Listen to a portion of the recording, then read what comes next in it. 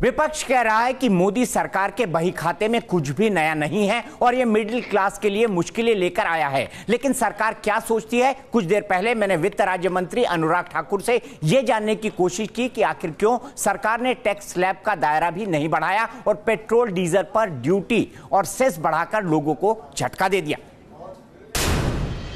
ऐसा लग रहा था कि थैंक्स गिविंग होगा, जो मिडिल क्लास वोटर होता है जिसने आपको बड़ा बम्पर वोट दिया है इन चुनाव के अंदर, और इनकम टैक्स स्लैब में परिवर्तन होगा, लेकिन ऐसा नहीं हुआ। समाज के कोई वर्ग हो, सबका योगदान हुआ तभी बम्पर सीटें जीतकर आ पाए। अगर आप देखें तो आज से 4-5 महीने पहले ही बजट में, जो हिंदुस्तान के इतिहास में कभी नहीं हुआ था, 5 लाख रुपए की आय तक आपको कोई टैक्स नहीं देना है। ये भी मोदी सरकार ने करके दिया था।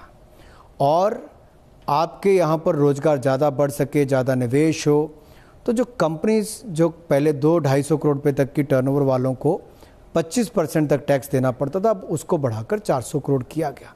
बहुत बड़ी राहत है। लगभग 99.3% उसमें कवर हो जाते हैं। मात्र 0.7% लोग हैं जिनको 30% टैक्स देना पड़ेगा। तो कुल मिलाकर उनको लाभ मिला।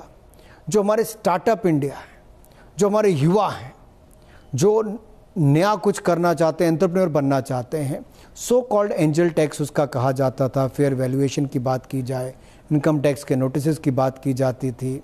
फिर जब वो अपना घर बेच के पैसा लगाते थे तो उसके ऊपर लॉन्ग टर्म कैपिटल गेन की बात की जाती थी। इन सब में इतनी बड़ी राहत दी है तो युवा वर्ग को नरेंद्र मोदी जी की सरकार ने दी है। 10,000 से ज़्यादा ऐसे क्लस्टर्स बनाने की बात जहां पर कारीगर ट्रेडिशनल क्षेत्रों में काम करते हैं, 50,000 से ज़्यादा लोगों को उनको लाभ मिलेगा। ग्रामीण क्षेत्र में स्किल डेवलपमेंट उन क्षेत्रों में बात की गई जहां पर आज तक फोकस नहीं किया गया। इससे ग्रामीण क्षेत्र से लेकर शहरी तक सबको लाभ मिलेगा। स्टैंड अप इंडिया प्रोग्राम में जिस तरह से SC/ST समाज ने शानदार बढ़त लेते हुए काम किया है, अब उस दिशा में और आगे काम करने वाले हैं। उनको और एंटरप्रेन्योर्स कैसे बनाएं, कैसे उनका आय के साधन बन पाए। बाकी इंफ्रास्ट्रक्चर में हमने देखा 5 साल में अच्छा काम हुआ, बढ़िया काम हुआ देश के अंदर। लेकिन अब अगले 5 साल के लिए जो टारगेट है वो 100 लाख करोड़ रुपए का है। बहुत बड़ा अमाउंट है। ऑलमोस्ट एक साल अगर हम 20 लाख करोड़ हर 5 साल के अंदर डाल दे तो 100 लाख करोड़ होता है, और उसी के आसपास कहीं हमारे पूरे देश का बजट होता है। सवाल यह है कि देश इतना पैसा मैनेज कैसे करेगा? क्या परंपरागत तरीकों से या गैर परंपरागत तरीकों से? दोनों से, क्योंकि उसके बिना संभव नहीं हो पाएगा। इसलिए मैंने कहा, जैसे मान लीजिए हमने अपनी जो सरकार की कंपनियां हैं पब्लिक सेक्टर, उनमें भी अपना हिस्सा कम करके कैसे पैसा ज़्यादा रेज किया जा सके। FDI किन किन क्षेत्रों में, जैसे सिंगल ब्रांड में रिटेल सेक्टर में है, उसको नॉर्म्स थोड़े ईज करने की बात कही गई, उसमें उससे लाभ मिल पाएगा। और किन किन क्षेत्रों में FDIs आ सकती हैं। जैसे रेलवे का क्षेत्र है, अगर आपको उस क्षेत्र में आधारभूत ढांचा सुदृढ़ करना है तो आपको हर साल उसके लिए बहुत पैसा चाहिए।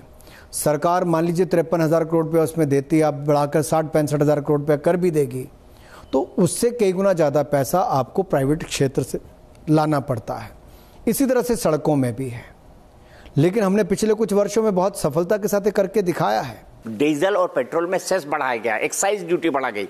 आपको क्या लगता है, क्या ये जरूरी था ऐसे वक्त जब इकोनॉमिक सर्वे भी ये कह रहा है कि तेल की कीमतें घटेंगी?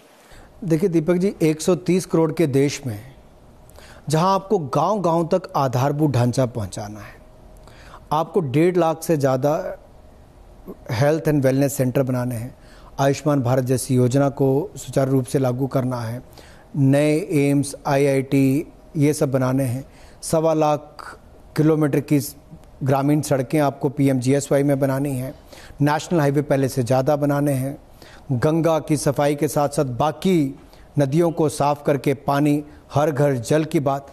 आधारभूत ढांचे में, इंफ्रास्ट्रक्चर के सेक्टर में बहुत निवेश आपको करना है। आखिरकार वो पैसा कहाँ से आएगा? या तो डायरेक्ट टैक्स किया जाए कि आम आदमी को सीधा टैक्स कर दिया जाए तो गिने चुने लोगों पर उसका बोझ पड़ता है। तो आखिरकार जब दुनिया भर में तेल के दाम कम हुए तो हर व्यक्ति को उसका लाभ दिया गया। हमने तेल के दाम लगातार पेट्रोल कंपनियों का कम किए। 100 रुपये सिलेंडर का दाम, गैस सिलेंडर का दाम सरकार ने कम करवाया।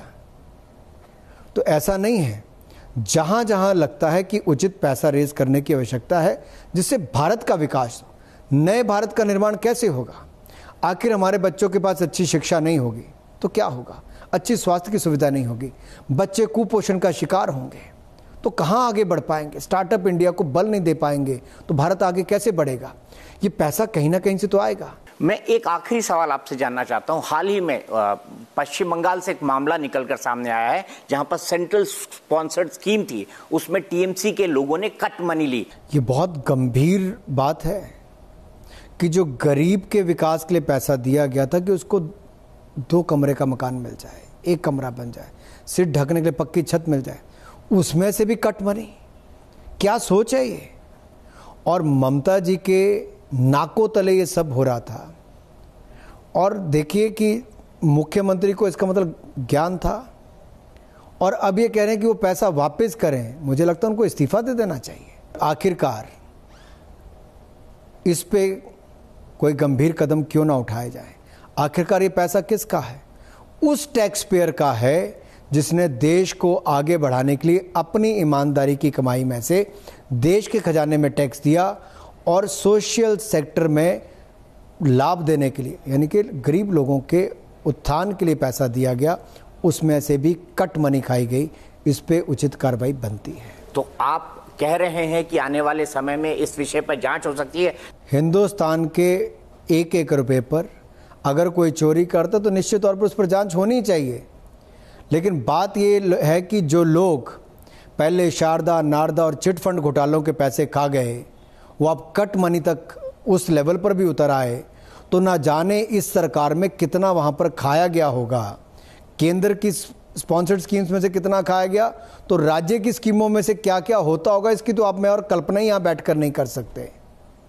तो इस दिशा में तो जो बड़े से बड़े कदम उठाए जाएंगे, क्योंकि अलग अलग विभाग की अलग अलग सब्सिडीज जाती है, अपना अपना शेयर जाता है, तो इस दिशा में उचित कदम उठाए। क्या वित्त मंत्रालय की जानकारी में ये पूरा मसला है कि पश्चिम बंगाल के अंदर ये सब कुछ हुआ है? पिछले कुछ दिनों से तो आपने, मीडिया ने सब लगातार ये दिखाया है। असली चेहरा ममता बनर्जी की सरकार का कट मनी पे आप लोगों ने जो उजागर किया, देश उसका आपके लिए धन्यवादी है।